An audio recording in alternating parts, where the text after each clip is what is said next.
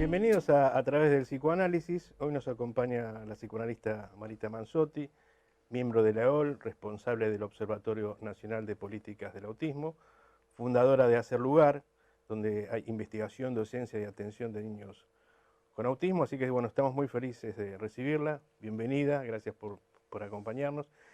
Y quería preguntarte cómo fue que vos fuiste accediendo al psicoanálisis en principio, para ir abordando el tema del autismo después. Al psicoanálisis, yo soy egresada de la Universidad Nacional de La Plata, y la verdad es que fue a partir de la formación de grado, ¿no? Donde empezábamos antes de recibirnos a hacer grupos de estudios y también en aquella época ya había empezado mi análisis personal. En esa época donde todavía no había una ley que habilitara el trabajo de nuestra práctica. De los practicantes, te estoy hablando de hace muchos años atrás. Y si bien mi formación fue en grupos de estudio, la docencia también me ha ido acompañando a lo largo de la formación y el análisis también. Así que mi encuentro con el psicoanálisis fue a través de la lectura de mis propios síntomas, diría. ¿Y cómo fue tu acercamiento a la práctica con niños con trastornos graves o niños con autismo? Me lo han preguntado tantas veces y eso me llevó a reconocer que mi primer caso fue un caso de una niña muy grave que en ese momento, porque también hay que ubicar en el contexto en que se producía la presencia de esos niños, la terminología de autismo no era habitual, ¿no? En la Argentina el autismo es una nomenclatura bastante, no digo reciente porque es del siglo pasado, pero en general en la Argentina el término autismo no se utilizaba. Mi primer caso fue una niña que ahora diría era una autista, ¿sí? Que me la había derivado una prima mía que era profesora de sordos y que recuerdo que el diagnóstico de ella fue: este caso no es para mí. Esto es algo que tiene que ver con lo tuyo, ¿no? Esa fue la derivación de una Que había profesora. llegado como si la chica fuera sorda. A ella le había llegado como sorda, Uh-huh. y claro, cuando ella vio de qué se trataba, era una niñita que recién empezaba a caminar y tenía 6 años, que no hablaba, que no se conectaba. Y la verdad es que siempre quedé muy marcada por esa experiencia, porque era una niña que prácticamente llegaba a la consulta con la mamá o con quien la trajera y se quedaba dormida, ¿no? Y claro, yo era una joven practicante, no sabía lo que hacer, ¿no? Y me acuerdo que me acostaba al lado de ella, y le hablaba y le decía: mejor estar dormida que estar viva. Bueno, se me iban ocurriendo cosas porque la nena dormía, parecía profundamente. Y un día supervisaba y me daban opciones y la piba dormía, ¿no? Era como un cuerpito que estaba en otro lugar.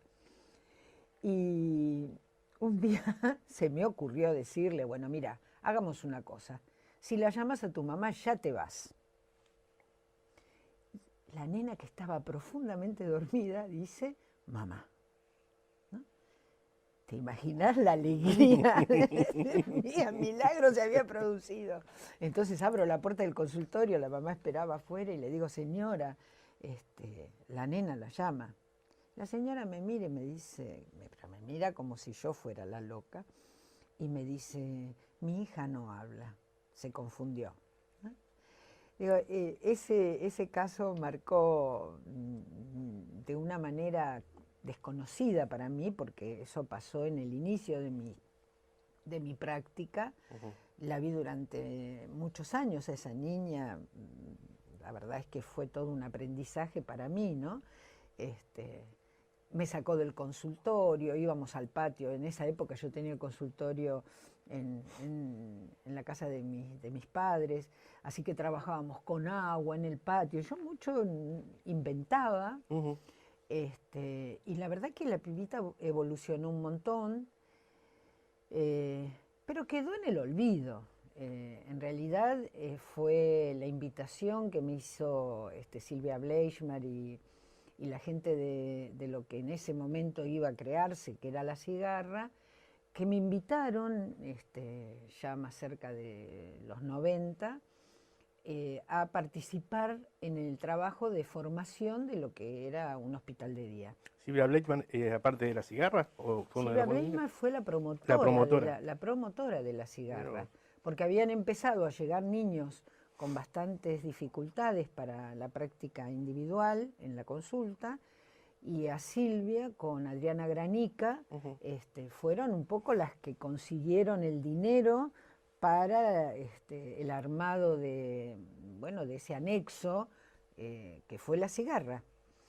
Y como yo venía supervisando hospitales de días y qué sé yo, me llamaron.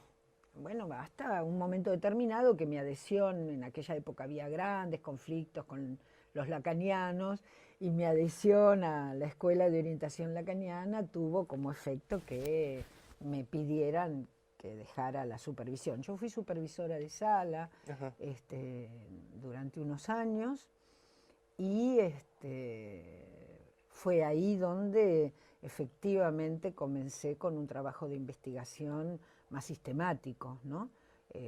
Coincidió ese trabajo en La Cigarra con una invitación en un momento muy importante de la Facultad de Psicología, con Adriana Rubinstein, una queridísima amiga y colega. Hicimos la primera investigación sobre autismo en la Universidad de Buenos Aires. Estoy hablando no me acuerdo los años, pero creo que habrá sido por fines de los 80, principios de los 90. Hicimos nuestra primera investigación sobre un poco la pregunta que nos tomaba en esa época, era por qué los niños llegaban tan grandes a la consulta, Ujú. ¿no?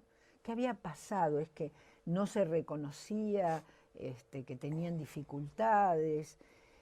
Y la verdad es que fueron en ese momento, que era otro mundo, porque el autismo era algo que no circulaba, no se hacían diagnósticos por DSM, o sea que estábamos frente a niños que o eran ubicados en el campo de la psicosis o de la debilidad La oriental, claro. mental, pero el autismo no era una temática que tuviera la trascendencia que tiene en el campo de la salud mental y pública actualmente, ¿no?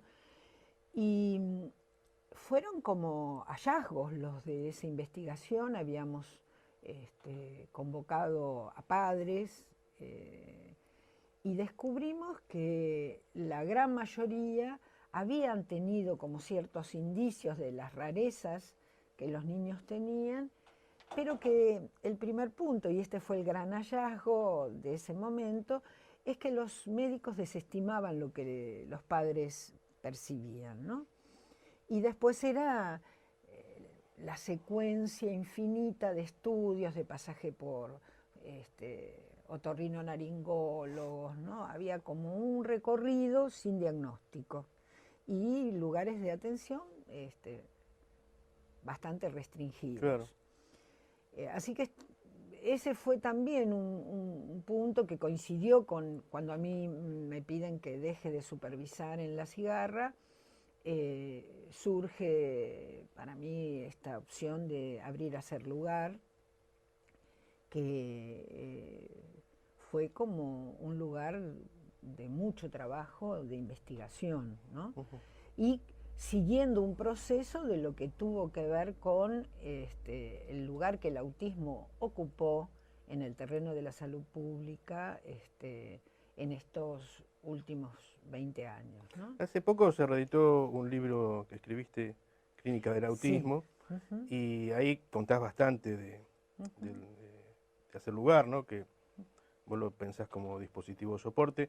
En ese sentido quería preguntarte cómo pensás el autismo y cómo pensás el funcionamiento del dispositivo, que entiendo que es lo que vos proponés como abordaje clínico Mm. y eficacia con respecto a esta, Sí. no sé si llamarla estructura. Ujú. Sí, la verdad que yo creo que todavía estamos en pañales. Estoy hablando de casi 30 años de investigación, ¿no? Ujú, En el campo de lo que serían estas presentaciones que son verdaderamente estrafalarias, ¿no? De los niños. Eh, yo creo que estamos en pañales todavía. ujú, Eh, tengo algunas aproximaciones, algunas ideas con respecto a lo que me han ido enseñando los casos y el trabajo que llevamos adelante con otros colegas, ¿no? Más lo que ha sido el estallido de presentaciones en los niños que han sido diagnosticados autistas. Y lo digo con todo el peso, ¿no? Creo que hay muchos niños que no son autistas y casi diría una gran mayoría, ujú. pero con la modalidad diagnóstica actual, que es un poco banal, Mm, es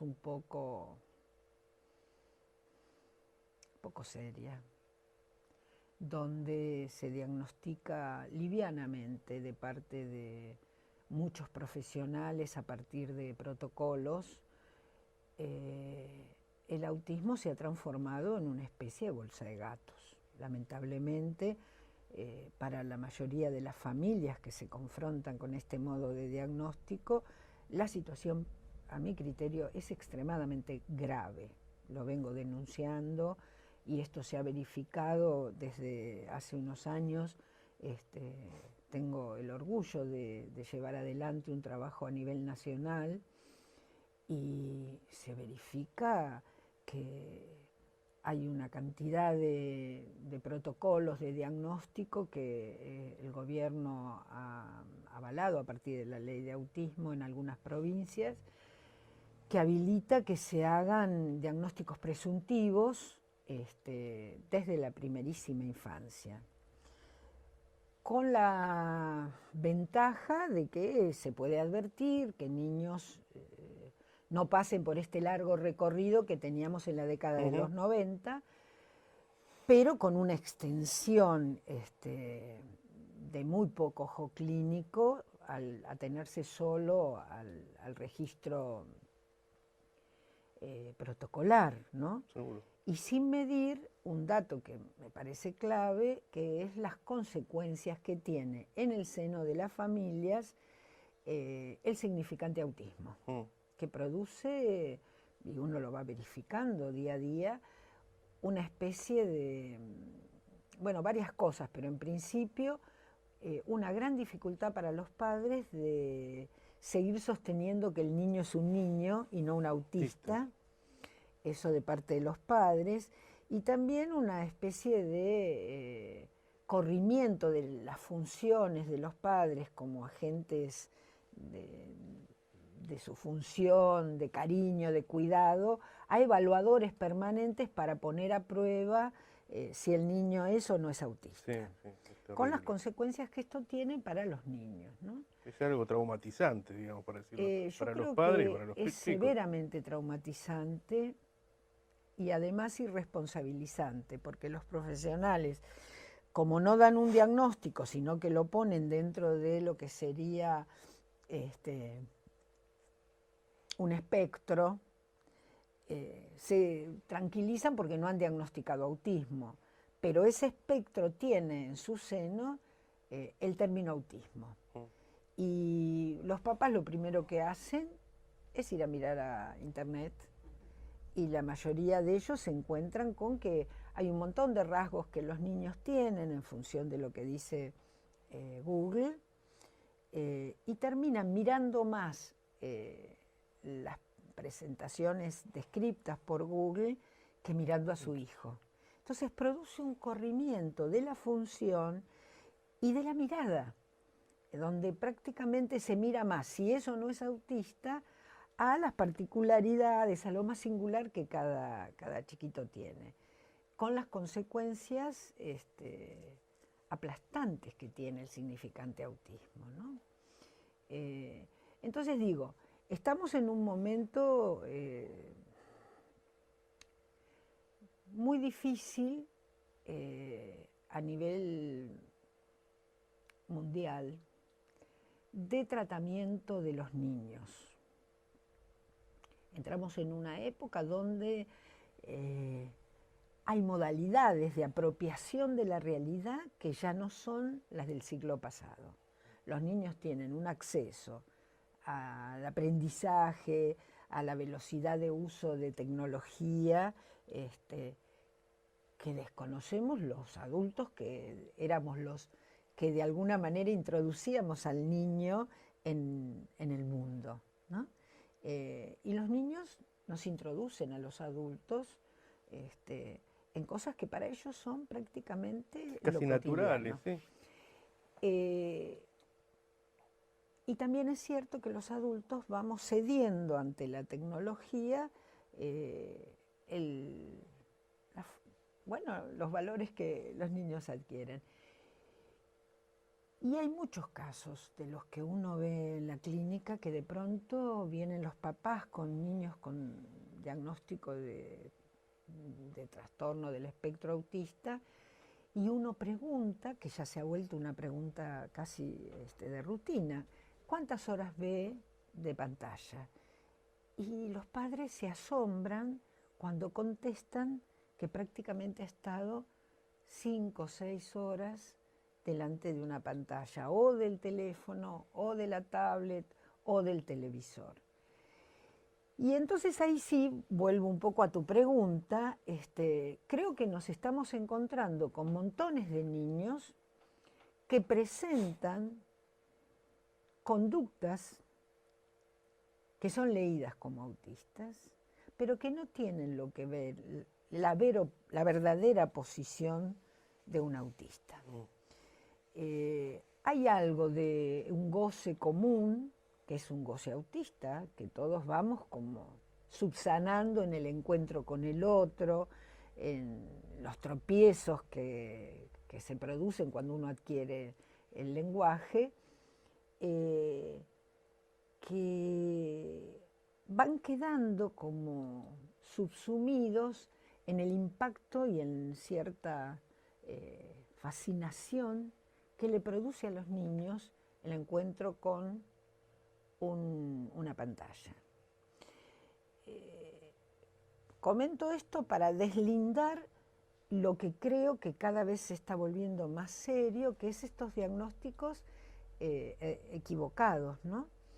Y donde se producen, en principio, un borramiento del uso del cuerpo en los niños miran la televisión y su cuerpo está suspendido, no usan el lenguaje, se abstraen totalmente de cualquier tipo de estimulación y cuando retornan ante la clausura de esta captura en la pantalla, no saben qué hacer con el lenguaje, con el otro y con el cuerpo. Esos niños que están capturados en esta modalidad, que no es solo por la pantalla, también hay un uso que el adulto hace de este modo de tramitación, introducen que muchos niños hablen poco, casi no hablen, que estén poco atentos a la estimulación, o cuando están muy estimulados, no saber qué hacer con el cuerpo. Estos niños son los que, cuando llegan al jardín, rápidamente los maestros detectan que tienen ciertas rarezas y rápidamente son llevados a la consulta neurológica, generalmente neurológica, que hace un test, pueden ser distintos test, y que rápidamente ponen el sello de TEA. En los últimos años en Hacer Lugar nosotros venimos recibiendo casi un 60% de diagnósticos equivocados, lo cual es terrible, ¿sí? Porque además son niños que uno los pone un poco al trabajo analítico y los niños es como si fueran curar. Yo digo que sí, milagroso, parece. es gracioso porque es como que uno curara milagrosamente, ¿no? Cuando en realidad el problema es el efecto de aplastamiento subjetivo que ha producido el mal diagnóstico, ¿sí?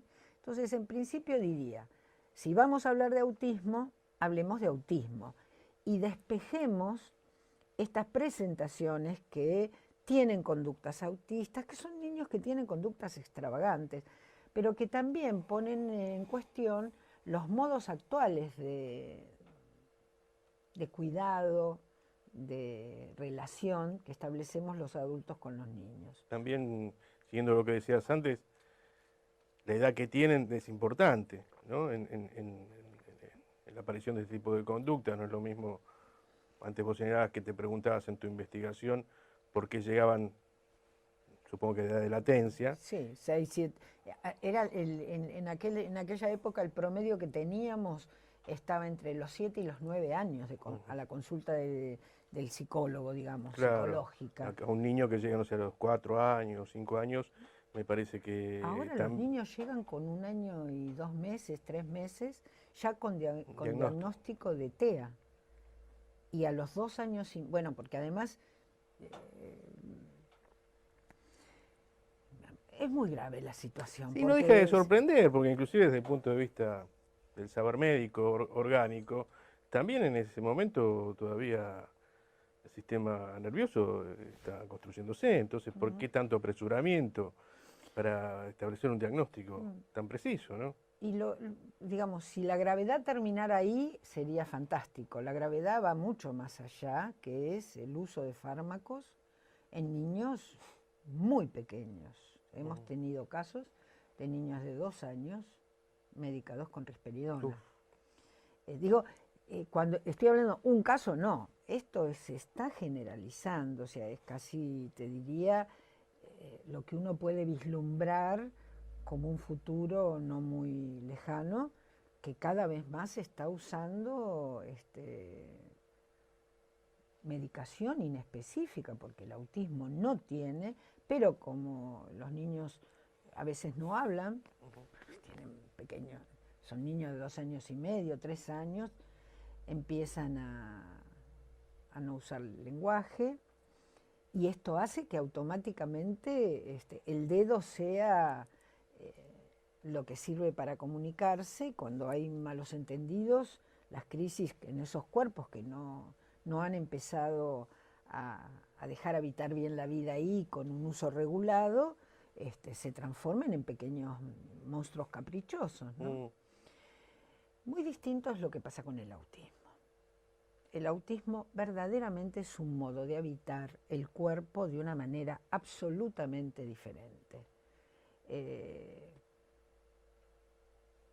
Parte de las investigaciones que nosotros venimos haciendo en Hacer Lugar y en la universidad nos ha permitido ubicar que hay como hipótesis, ¿no? Porque finalmente hay que tener en claro que son 50 años, 60 años que se ha ubicado el autismo y que además toda esta modalidad consumista de protocolos, de medicación, han ido como desdibujando lo que es el vero autismo o un autismo, donde efectivamente hay dificultades para comprender qué uso particular hacen estos seres parlantes del lenguaje, del cuerpo, fundamentalmente de la mirada y del oído, y donde lo que pareciera quedar más afectado es el vínculo con el otro. Lo que pasa es que para el psicoanálisis todo está encadenado, digamos. Las dificultades que tiene el que se denomina normal para entender el proceso propio de lo que presentan estos sujetos, es que no articulan la dimensión de un sentido común, ¿no? De pronto sus conductas no son las que uno podría decir, se entiende lo que quiere, se entiende lo que dice, se entiende lo que hace. Sin embargo, para ellos eso tiene su sentido.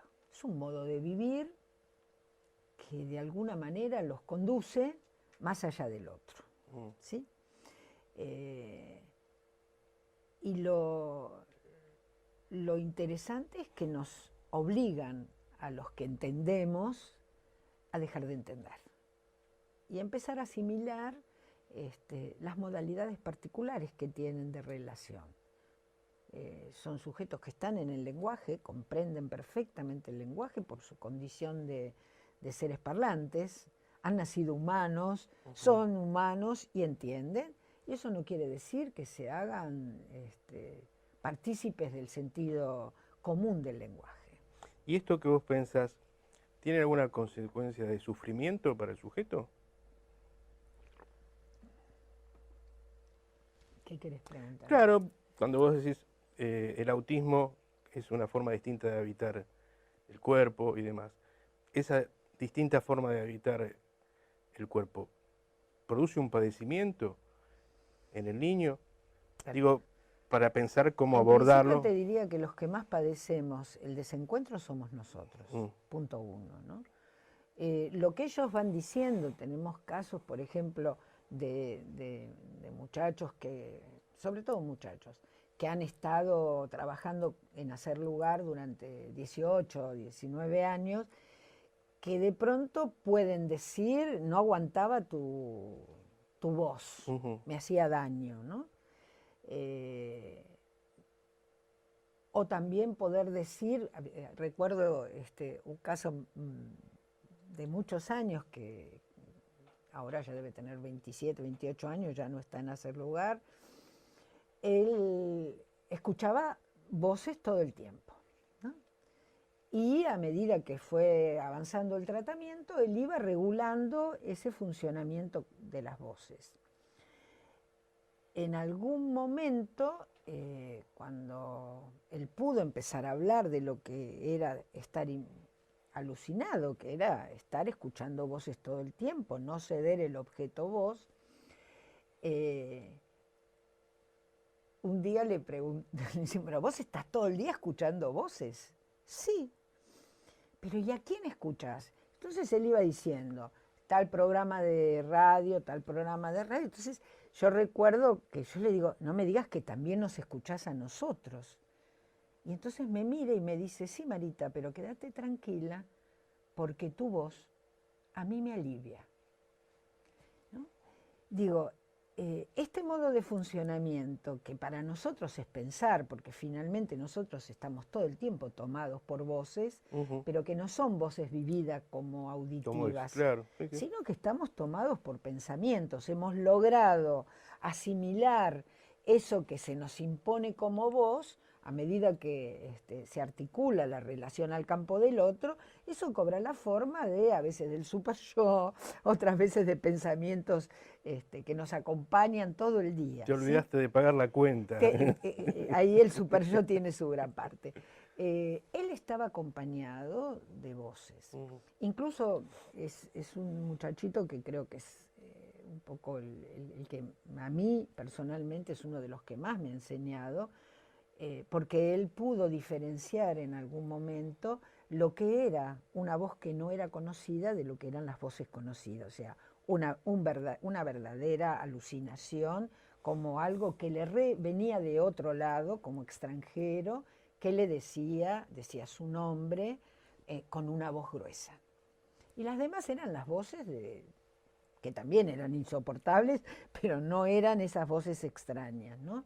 Yo siempre digo que muchas veces la gente cree que todo el mundo está, bueno, vos que estás trabajando en una institución lo conocés, están escuchando voces Sí, sí. y está muy acorde con su posición y eso no los perturba. De hecho, hablan con las voces tranquilamente, que es un poco esta operatoria que nosotros hacemos pensando y desechando pensamientos, ¿no? Ese pasaje de lo auditivo a lo ideativo pareciera estar como cortocircuitado. Y es muy distinto en un niño, como Eric Laurent lo plantea, ¿no? Es estar alucinado que tener una alucinación. Esto de una voz que viene del campo del otro y que me perturba, eso es tener una alucinación. Estar escuchando voces todo el tiempo no es tener, es estar alucinado. Y la mayoría de estos niños tienen esta particularidad, están alucinados. De la buena manera, digamos, son así, esa es su manera de andar por la vida.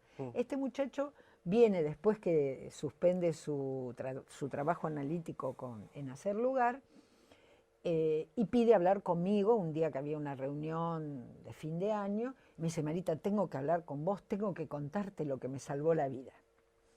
Entonces, nosotros trabajamos mucho con este muchacho, o sea que había posibilidades de jugar un poco el malentendido, y yo le digo, ¿pero qué te pasó? ¿Tuviste un accidente? No, Marita, escuchame.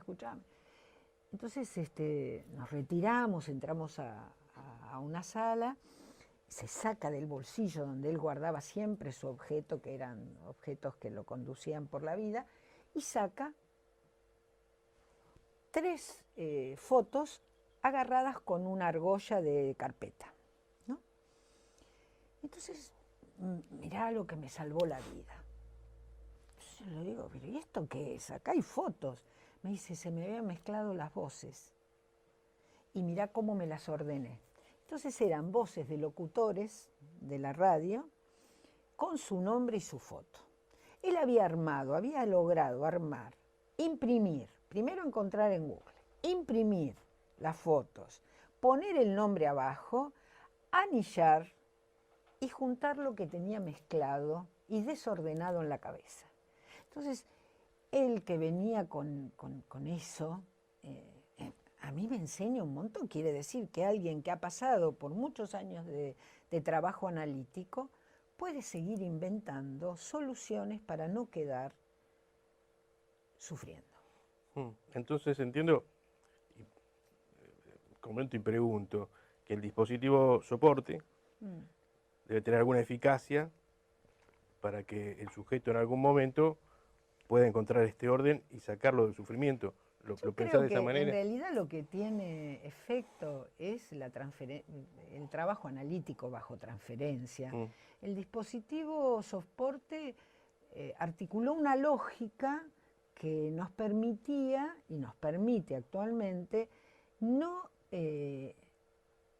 inyectar sentido al sinsentido que uno percibe en la producción de estos sujetos, ¿no?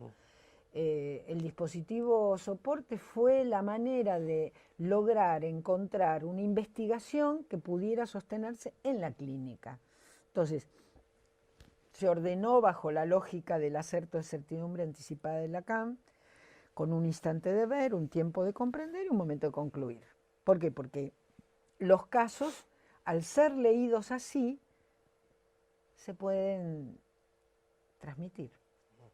Una cosa es que uno lleve adelante un trabajo analítico y después arme la transmisión propia del caso, y otra cosa es que cada momento del trabajo pueda ser transmitido y dar cuenta de qué es lo que produce efecto. Nosotros en Hacer Lugar diferenciamos efectos terapéuticos de efectos analíticos, ¿sí? La verdad es que cuando hay un trabajo con los sujetos que llegan, rápidamente hay efectos. Cuando un niño empieza a confiar en otro y empieza a mostrar un poco más y se lo pone un poquito a prueba con pequeños desafíos y tropiezos, los pibes tienen con qué responder. Eso es casi como si dijera, es un efecto terapéutico propio de cualquier alojamiento a un sujeto, ¿sí? Cuando uno está cómodo, cuando se siente respetado, cuando no es exigido hacer lo que no puede, uno siempre está mejor, sea Seguro. autista o no lo sea, ¿no? Es como un espacio de producción cómoda. El psicoanálisis es un lugar de trabajo. Entonces, esas adquisiciones, un niño que no hablaba, habla, siempre pudo hablar, nunca encontró quien lo escuchara. Ese niño que no nos miraba, ahora nos mira.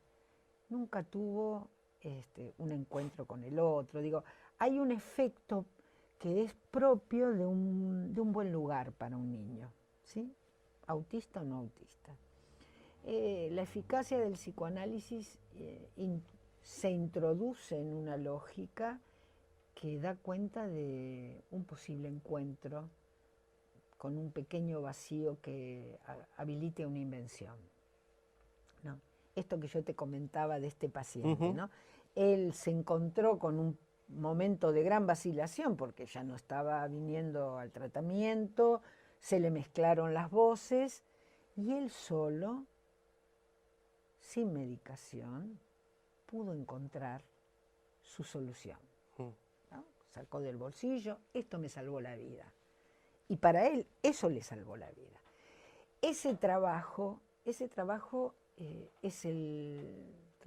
que creo que uno puede sostener como diferencial para la práctica del psicoanálisis en el autismo. Este punto donde hay acceso a pequeñas situaciones de vacío que no conducen al sufrimiento, sino que conducen a un empuje a la invención. Hay un punto que vos comentás de cómo se va dando el abordaje de los niños, que tiene que ver con una reunión de equipo que se da en un ámbito que llaman el hipotetómetro. Sí. Quería ver si podías contar un poco cómo funciona, porque me parece interesante. Sí. Lacan en el Acerto plantea instante de la mirada, tiempo de la mirada, momento de comprender y tiempo de concluir. Un poco la lógica de esos tres momentos con las 12 canciones es el que hemos utilizado en Hacer Lugar para el trabajo clínico, ¿sí? En el instante de ver, uno podría ubicar, prácticamente es todo el tiempo clínico, el lugar de el de poner a prueba lo que cada niño puede producir, ¿sí? O sea, inicio por ahí porque esto está sujeto a una noción que para nosotros es clave, ¿no? Es muy similar a lo que un paciente hace en una consulta con un psicoanalista. Produce a partir de la asociación libre. El instante de ver es el momento de asociación libre. Al niño se le dice, no hay consultorios en Hacer Lugar, todo el espacio el niño lo puede usar. ¿Siempre es atención individual o hay momentos de atención grupal? Nunca hay atención grupal. La atención grupal nosotros se la sugerimos a los padres que la hagan en la natación, por fuera. Es un dispositivo que en principio tiene ciertas condiciones. No se puede, no tomamos chicos medicados, los chicos tienen que ir a la escuela, ¿sí? Y se va indicando a los padres un trabajo en red por fuera de la institución. Una de las cuestiones claves en Hacer Lugar es que nosotros creemos que para que un niño no termine institucionalizado, tiene que circular. Entonces, a veces no se puede porque los padres trabajan y tiene que ir a un hospital de día, pero si hay familia y acompañantes que pueden llevar y traer, la idea es que él venga a su trabajo analítico, los niños vienen 1 o 2 horas por semana, y el resto del tiempo tienen que ir a una escuela, tienen que ir a natación, a las actividades que convengan a cada caso. Y el trabajo interdisciplinario lo hacemos fuera de la institución. Los profesionales de Hacer Lugar trabajamos con el profesor de música o la maestra de dibujo o el tallerista de no sé qué, a los lugares donde el niño va. Pero la idea es que él no quede en la institución, sino que vaya a la escuela que mejor convenga. Nosotros en general trabajamos mucho con escuelas especiales, estamos orgullosos de la educación especial que hay en la Argentina y estamos muy preocupados por la falsa ilusión de la integración que se está empujando de la mala manera. Hay que lograr que un niño se integre de la buena manera y eso supone un trabajo, no alcanza con un maestro integrador. Entonces, en general, los chicos vienen 1 o 2 horas por semana a la fundación, son atendidos individualmente por 2 practicantes. O sea, hay un niño y hay 2 practicantes. Está invertida la regla, ¿sí? Hay momentos donde hay 2 equipos trabajando y los chicos se juntan, no es que está prohibido juntarse. La espontaneidad tiene un lugar. Claro, digamos. si un pibe va y se encuentran en la cocina, o se encuentran en una sala, en la sala de cuerpo o en la sala de mente, digo, hay que hacer turno para jugar en la computadora y hacen turno, pero la idea es que el trabajo es individual, ¿sí? El instante de ver es el tiempo de trabajo. ¿Por qué? Porque el niño llega a la fundación y uno lo que dice es, mostrame lo que tengas para mostrar, quién sos, ¿no? Y la función de los practicantes es poner a prueba su producción, es decir, a la manera del analista, introducir pequeños desafíos, tropiezos. Así que si un niño anda corriendo, hay un terapeuta que corre con el niño. Y hay otro que dice, che, estoy cansado, que introduce cierta extracción a ese lugar de acompañamiento absoluto a la producción del niño. En general, en el instante de ver, las maniobras que utilizamos son la vuelta contra sí mismo, la transformación en lo contrario, la cita, ¿no? Que nos ayudan en esta puesta a prueba de cuáles son los recursos que el niño tiene. Ahí se produce una escansión y vamos al hipotetómetro. En el hipotetómetro ya no trabaja nadie más que los practicantes, ¿sí? Nos juntamos 1 vez por semana y vamos leyendo lo que hemos escrito, que no sabemos qué sentido tiene, lo que el niño ha producido, y vamos tratando de encontrar en el hipotetómetro una hipótesis de qué sería lo que este niño ha hecho como arreglo para sostenerse en ese cuerpito, con esa mirada, con lo que él tiene, ¿no? Y armar a partir de localizar ese arreglo, pequeño arreglo de goce, a mí me gusta llamarlo las nanosoluciones que tienen ellos, que de pronto habilita que se puedan sostener, ¿sí? A partir de algún arreglo único que tienen con ellos mismos. Esa hipótesis es un poco la hipótesis anticipada del acerto que Lacan propone en el tiempo de comprender. Entonces es en el lugar donde prácticamente armamos hipótesis que sabemos que no son otra cosa que posibilidades, hasta que localizamos algún modo que se repite en el niño y le ponemos un nombre, lo nombramos, ¿no? ¿Qué sé yo? A ver, por poner un ejemplo, hay un muchacho que ahora ya es un adolescente, pero que viene desde muy pequeño, que no toleraba absolutamente que habláramos utilizando nosotros la palabra mí, ¿no? Yo decía, bueno, porque ahora cuando salga de acá voy a ver a mi papá. No, tu papá no, mi papá, ¿no? Y todo lo que era mí era de él. No había posibilidades de que él negociara. Y era, por ejemplo, bueno, yo voy ahora a tratar de ponerme mi campera, es mío, todo era de él, ¿no?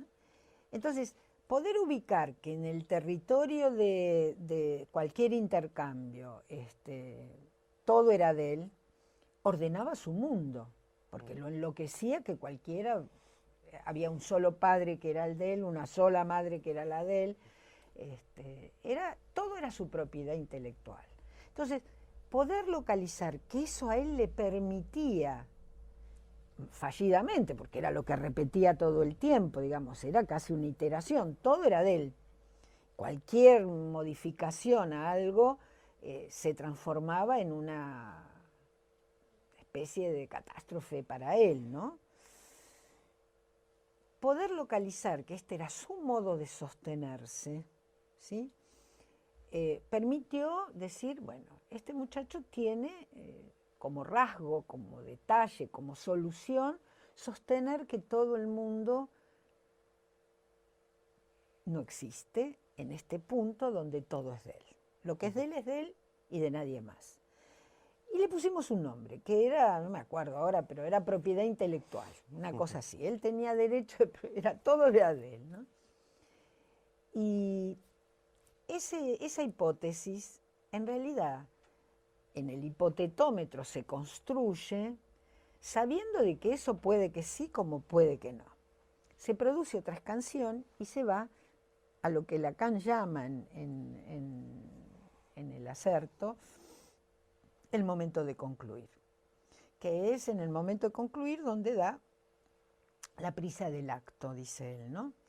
En el trabajo nuestro, el que concluye tiene que ser el niño, no nosotros. Nosotros solamente por única vez sabemos dónde podría él encontrarse, ¿no? Entonces actuamos en función de esa localización. De pronto hay el único acto analítico que uno puede hacer es esperar anticipadamente, sabiendo que el acto de consentimiento o no a esa espera anticipada va a habilitar un pequeño encuentro y que en ese pequeño encuentro algo ahí se agujerea y ahí es donde el niño inventa una solución nueva, ¿sí? Entonces, el hipotetómetro es el trabajo que a veces parece delirante, porque en realidad no sabemos, ¿no? Donde todos nos reunimos y trabajamos sobre las observaciones que hemos hecho en el instante de ver. Que el instante de ver puede durar, no tiene una cronología, es más bien un ejercicio de lógica. Y el hipotetómetro es el lugar donde construimos estas hipótesis hasta que finalmente se reduce a una que habilita la espera anticipada. Parece fundamental para el trabajo clínico. Y sí, sí. Y es interesante porque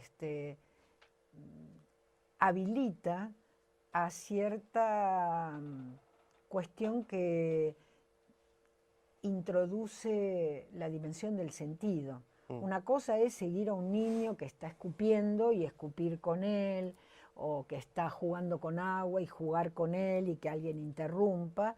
Y algo muy distinto es cuando nos sentamos todos los profesionales a poder localizar dónde es que él tiene su pequeño arreglo de goce. ¿Y ahí también calculan el acto de intervención? ¿O no hay, es que en realidad el acto es la espera. Nosotros lo único que hacemos es esperarlo, pero sabiendo dónde se puede producir el encuentro. Para nosotros ese encuentro es clave porque introduce como un mínimo espacio donde el niño se confronta con una sorpresa y frente a esa sorpresa tolerable no le queda más remedio que hacer algo novedoso, ¿no? Y ahí de verdad se produce la gran sorpresa para nosotros. De pronto ver a un niño que nunca tocó nada, que frente a la espera... A ver, cuento un ejemplo, por ejemplo, ¿no? Este muchacho del bolsillo pegaba mucho, no tocaba nada. es un ejemplo de cuando él tendría 4 o 5 años, ¿no? Él quería un vaso de agua, por ejemplo, y llegaba hasta el borde del vaso y empezaba a gritar. No lo agarraba. Entonces, si uno le daba el vaso, él lo tomaba, no tenía ningún inconveniente. Pero él no concluía en el acto. Esto, bueno, fue producto de una observación, de acercarle el vaso, de alejárselo, ir viendo lo que él hacía con eso, hasta que finalmente nos dimos cuenta de que había algo que para él todo se articulaba a no producir el acto, ¿no? Y cuando se enojaba porque le desobedecíamos, nos corría para pegarnos, ¿no? Nos pateaba, básicamente nos pateaba o nos empujaba. Entonces siempre corríamos y él nos corría. Y en ese interín él usaba la voz. Él gritaba, callate, llorá, reí, dormí. Eran 4 significantes que él usaba. Entonces, en ese recorrido que él hacía, no tenía ningún problema para impactar, o sea, eso que era, voy a correr la mesa y pegar los alaridos, cuando tenía que pegar, te corría y te pegaba, te golpeaba, te empujaba, no tenía problema para impactar en el cuerpo del otro, pero sí para producir un acto elemental, que era, quiero tomar agua, voy a agarrar un vaso. Entonces, en el hipotetómetro, me acuerdo que lo habíamos nominado, le habíamos puesto como nombre el imperativo categórico kantiano, ¿no? Las cosas deben ser como deben ser, que es un estilo muy propio del autismo, ¿no? La dificultad para soportar la diferencia, la castración. Y entonces, nosotros no nos ponemos de acuerdo qué vamos a hacer. Nosotros tenemos como brújula la nominación. Y la nominación era el imperativo categórico kantiano, un solo sentido. Entonces lo esperamos y en un momento determinado desobedecemos las 2 personas que trabajábamos con él. Y él empieza a corrernos para pegarnos y entonces grita, llorá, reí, dormí. Y nosotros no nos pusimos de acuerdo, pero lo hicimos. Nos tiramos al piso a dormir y empezamos a reírnos.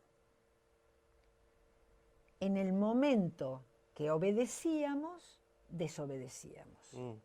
Llorábamos durmiendo, reíamos llorando.